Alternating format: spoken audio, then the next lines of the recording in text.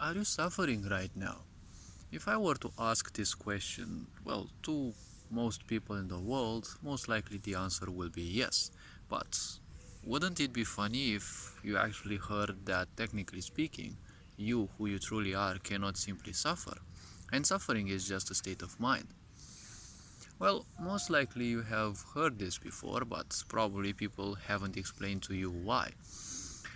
Well, the point is, suffering is an aspect of the physical.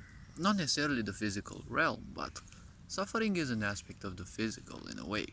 The essence of what you are is definitely beyond physical. The physical body can suffer because suffering is a way for you to simply realize that something goes wrong, right? If something is going wrong, well, then most likely you will suffer, right? Physically, emotionally, psychologically, or the such. The existence that we have is composed of multiple layers, and some of those are the emotional layer of the body, the psychological layer of the body, and, well, the physical layer, let's say, as we know it, in the sense of the physical body itself. There's also the energy layer, but, well, this tends to be a little fuzzy because people understand energy in a different way each. Now, the point about suffering is people nowadays are making an epitome of their suffering. You can hear people everywhere, even in their language, right? They say, my suffering, right? They are carrying their suffering each and everywhere. But the question is, why is it your suffering, right? You weren't born with it, so sooner or later in your life you simply acquired it, right? So if you acquired this, it's definitely yours, but it's not you. It's not you who you are, right? Even in your language, most likely you say you're suffering, right? Just like it's the same way as you say your shoes or something else. It is a belonging. And something which belongs, it's only at most an extension of you if you so accept it. How you can accept something is via an attachment, right? Now, attachments can be healthy and unhealthy depending on how clingy one is to those things. But if something is truly important to someone and they just use it as a tool, they don't let themselves be used by their impulses and by the tool itself, well, that is definitely a healthy attachment. See, everything in this world has to be done through the prism of something, but it can also be done through the prison of something if someone doesn't have the necessary knowledge over they who they are, right? Over the physical, emotional, psychological bodies that we inhabit, as well as the energy body. Now, the point about suffering is, well, suffering is a state of mind. It exists in the mind. Don't forget that you are born of your mother and your father. So technically you have the karmic imprint of your parents, right? As well as their ancestral lines. Most of these features, they are definitely now part of you, right? You also carry their weight, you also carry their karma, so it is your responsibility to cleanse yourself of that. You cannot be born into this world without inheriting such a thing, such an aspect, so your purpose mainly is to simply rid yourself of that, so that the next generations that you create will be generations born in less and less so-called suffering. Because people nowadays simply fuss about everything.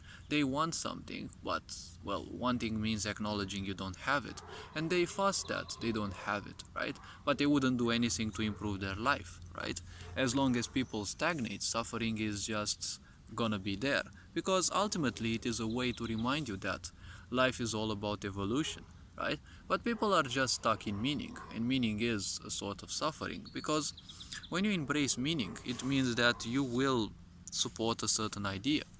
When you accept meaning, it is kind of a self-destruction button. Now, the point about suffering, as I said, the real you who you are, is just like a video camera, right? A video camera doesn't have emotions, it doesn't have awareness. Well, it is just there, well, fully present. Now, we, compared to a device, we have awareness, right? It's just that it's much more comfortable not to make use of it because it's much less painful, right? When you live a life of ignorance, the point is, ignorance is a very powerful shield because it keeps you numbed down so you aren't capable of realizing how much pain you're inflicting upon others. So, the point about suffering will always exist as long as you're doing the wrong things. It will always be a reminder, right? It is the path of suffering that one has to go to realize what they are. Well, ultimately, one has to realize that they are nothing. One came here as a nothing, right? You didn't know anything, you didn't have any knowledge of things, right? But you came from your parents, so obviously what they knew, right? You have it encrusted within you, right? You're just activating that knowledge. Why is it easy for the child to learn the parents' language, right? If a child learns, let's say, an easier language, and if a child learns Chinese from their parents, right, both children will find it as easy because they were born from parents who already possess those features, right? So they only need to simply activate those, right? They only need to trigger those things, that knowledge within them, right? That is why a child will always find it easy to learn, let's say, a language. But as you live with parents and sooner or later relatives, friends and the such, you will get more or less of their emotional weight, because ultimately many people will simply love to dump that on the others, and especially on children, because children are defenseless and secondarily they are pure life forms. The point about children is that they should be preserved as the pure life forms they are, because they are easy to taint with suffering, right? It's easy to tell them all about fusses and turn them into the moralist cubs that you would want them to be. Because people, if they get biased, right, if they embrace something too much, well, unfortunately, they will want others to also do so. Because once you embrace something, everyone who doesn't is technically an enemy, right? It is a way of thinking of separation. And if you think that as a social being that you are, you want to be separated, you want to live separated, well then that is your own problem. Because once you start living separated as a social being, suffering will always be close.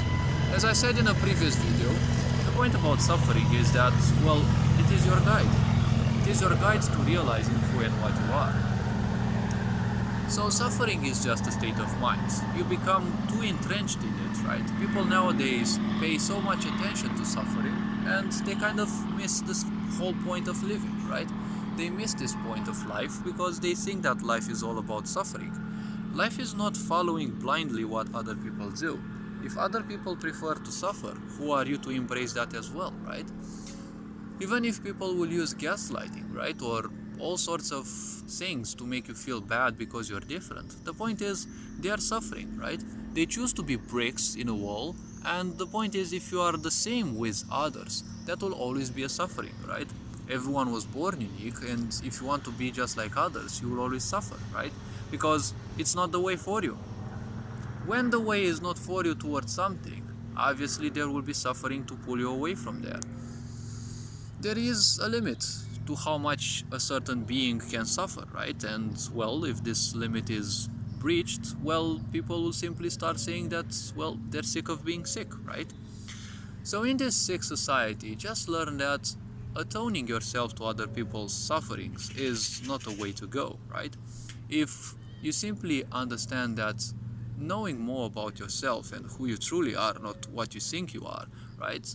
It is a much better way, because once you learn more about yourself, once you have more understanding about what your body is and how it functions and how to use your energies to simply make your life more pleasant, well, that is definitely much better than simply investing each and every moment of one's life in their own suffering. Because remember, suffering is just yours, right? It's not yours to be had. It is yours because, well, you accepted it from other people and you will carry it for a while, most likely. But the point is, suffering is not you. It is not who you are, right? All this being said, hopefully this video was introspective enough. Hopefully you like the type of content that I'm creating. Feel free to like and subscribe. Feel free to share with others so that we can help raise the awareness of others. You are appreciated. Take care of yourselves. Ferenc on board, signing out.